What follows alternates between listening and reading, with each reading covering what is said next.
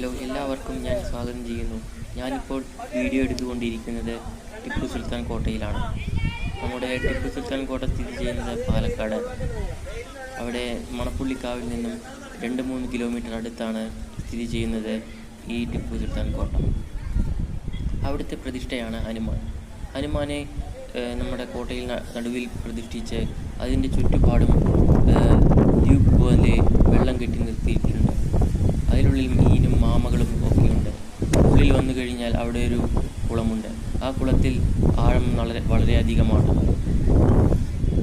ഞാൻ അവിടെ ചെന്ന് ഹനുമാനെ പ്രാർത്ഥിച്ചു. നമ്മളിതായി നടന്നുകൊണ്ടിരിക്കുന്നത് ഹനുമാൻ ക്ഷേത്രത്തിൻ്റെ അടുത്ത് തന്നെയാണ്. ഈ കാണുന്നതാണ് ഹനുമാൻ്റെ ക്ഷേത്രം.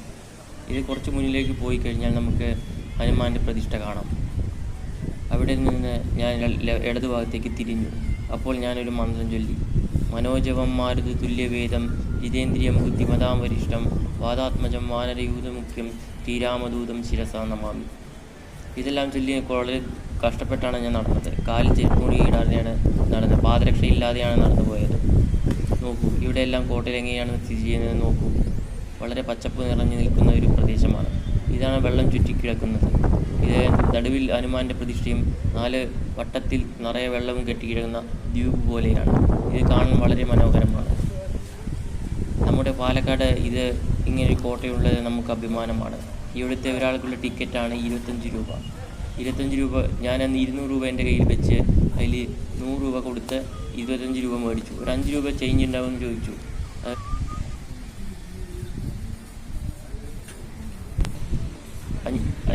5 രൂപ കയ്യിലുണ്ടെന്ന് പറഞ്ഞു. ബാക്കി തിരിച്ചു പോകുമ്പോൾ അവർ തിരിച്ചു തരാമെന്ന് പറഞ്ഞു. ഈ കാണുന്നതാണ് ഹനുമാൻ്റെ പ്രതിഷ്ഠ.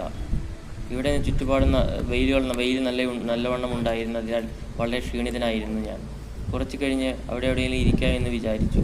അതിനും ഫലമുണ്ടായില്ല. ചുറ്റുപാടും നമ്മുടെ സ്കൂൾ കുട്ടികളും എല്ലാം വന്നിരുന്നു.